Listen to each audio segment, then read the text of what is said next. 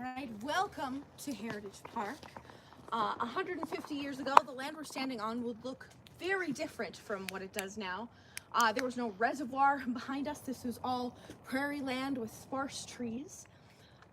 But throughout the years, we have slowly transformed this place into a historical village. Now, this land was originally inhabited by the Blackfoot and Tsuut'ina, but in about 1875 was when the first Western settler came to this land. His name was Sam Livingston.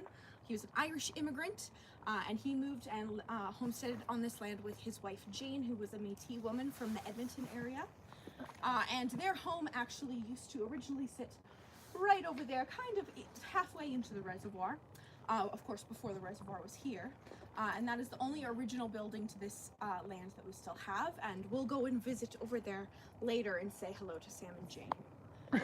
Now, the village that we are about to walk into is fabricated. There was no real town that existed here, but most of the buildings and all of the artifacts are real, are historical artifacts. And there are echoes of the past, imprints of the people that lived in these buildings and died in them that still hold sway over us today. Now, has anyone ever been on a ghost tour before? Okay, a few. Anyone ever been on one here at Heritage Park before? No. Ooh, very fun, exciting. All new stories for you. Wonderful. Now, who would consider themselves someone who believes in ghosts? All right, feels like a pretty even half and half split. Well, for both the believers and the skeptics in the crowd, I hope that you can come into this with an open mind at the stories we are going to tell. All the stories that I'm going to tell have been collected through various sources, most of them from staff and guests who have been at the park, as well as some just stories that are historical to this area. And I will let you know that there are no actors hiding in a bush. There's nothing rigged to jump out at you. We will simply be walking through the park. So if anything strange or unusual does happen, perhaps we have had our own little paranormal experience. All right, and yeah, take as many pictures or videos as you would like. If you have any questions while we're walking, feel free to come and ask me while we're walking in between locations. All right, we'll head off to our first location then.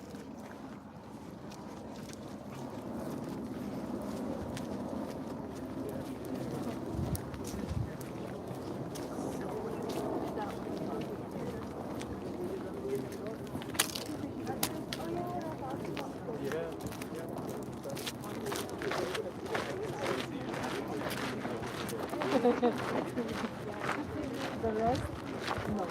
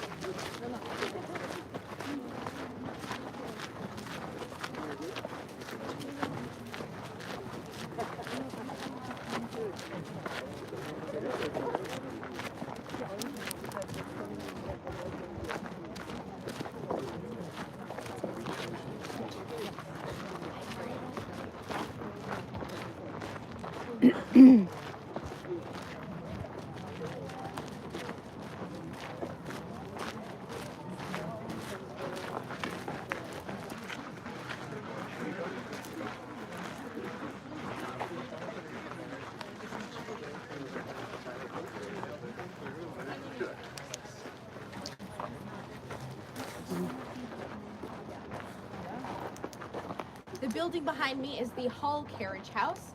This was built by William Roper Hall in 1905 to be on his land as his carriage house.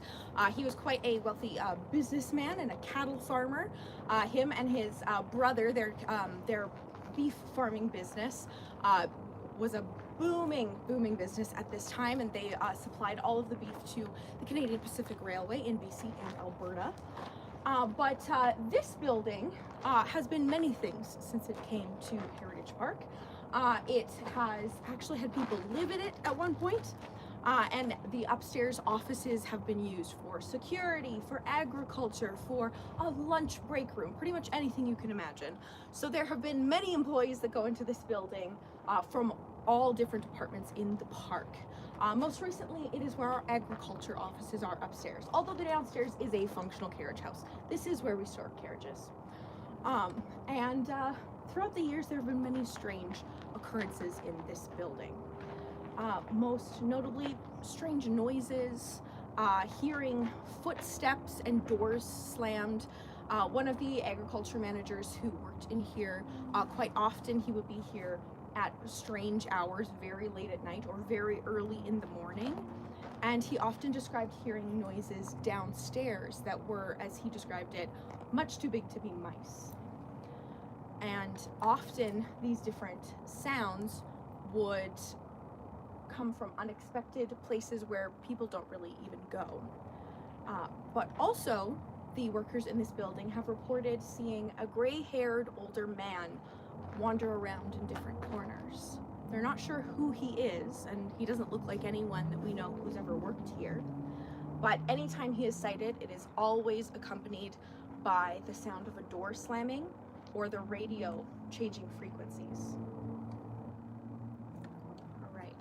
Perhaps someone is still visiting us and making sure we are keeping the carriage house up to standard.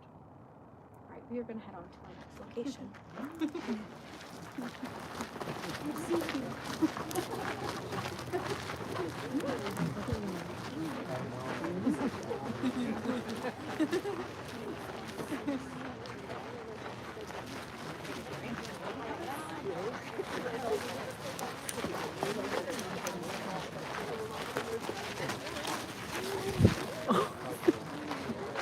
I don't want to be.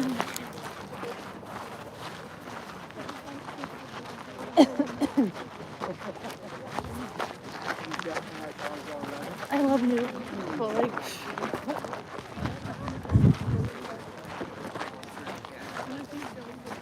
why don't you turn it around? No, I don't like the camera. Can you turn it around? Oh, wait. Like this. Do that one. Oh, okay. Thank you. Oh. Ooh, Rick, no. Okay. Did you turn it around yet? Yes. It's gonna be better.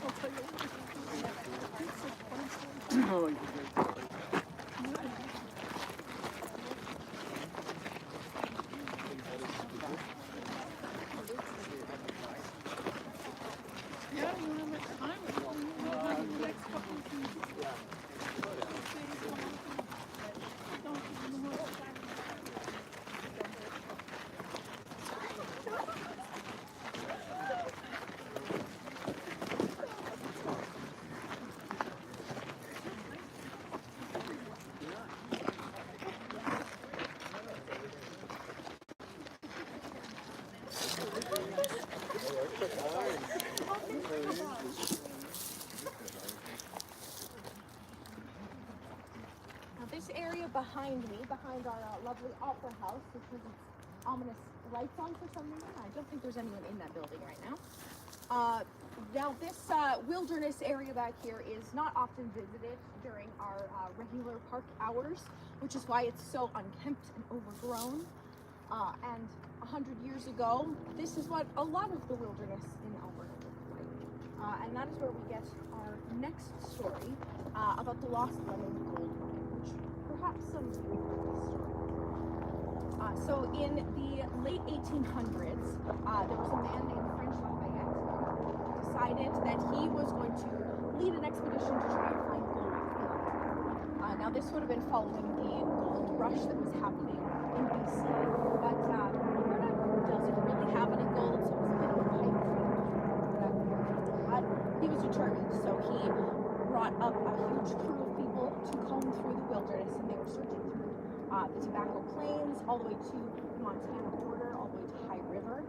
They were covering a vast amount of space, and two such men, friends who were on this expedition, were named Blackjack and Lemon. Strange names, I know, but it was 100 years ago. Now, these gentlemen went off from the main group and were doing their searching, hadn't found anything, so they were about to head back to the main camp when Lemon spotted a trail off the beaten path, and he suddenly had this urge. He had to follow it. Blackjack, being a good friend, came along with him, and they wandered down this path, and at the end of it, they found gold. Lots and lots of gold. They were so excited they decided to make camp there for the night and make a plan for what they would do in the morning. Blackjack said, well, we need to go back to Lafayette because we're on his expedition. We're finding the gold for him. But Lemon wasn't so convinced. We found it. Finders keepers, right? So they argued back and forth, but then decided to go to sleep. Blackjack fell asleep quickly, but Lemon stayed awake, fuming and angry, wanting to keep the gold for the both of them, but angry that Blackjack would want to take it back to the main camp. So, in a fit of rage, Lemon picked up his hatchet and drove it into Blackjack's skull while he was asleep. Immediately, he was filled with remorse and panicked about what he's done, and as he began to pace back and forth in the trees, he heard shrieking and moaning on the wind. He was convinced that Blackjack had come back to haunt him, and he immediately left the camp and ran back to the main area with the rest of the explorers.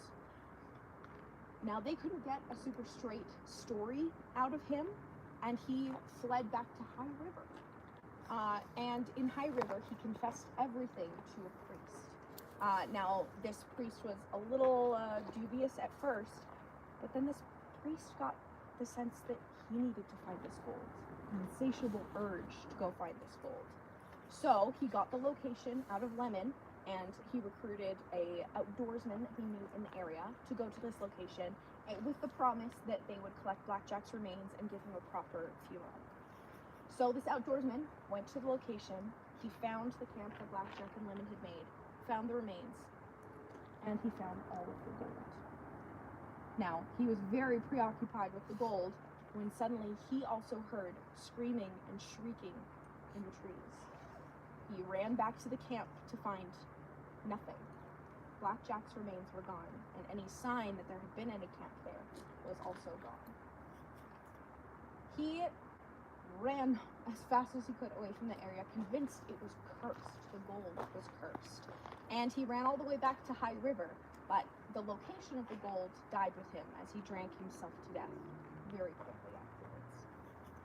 Now, Mr. Lafayette French tried many times to find this fabled gold, but anytime he set out an expedition throughout the years, some tragedy would occur. A forest fire the night before they were supposed to leave. Their expedition leader mysteriously falling ill the morning of the expedition. But Lafayette was convinced that he would find the gold. And it was proved he did when he sent the last letter he ever sent to a friend just contained the words, "I found it." Unfortunately, whether he did or not, we don't know, because he was killed in a house fire shortly afterwards. So no one has ever found Lemon's lost gold.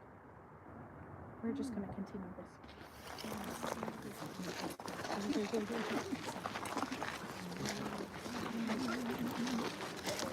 So,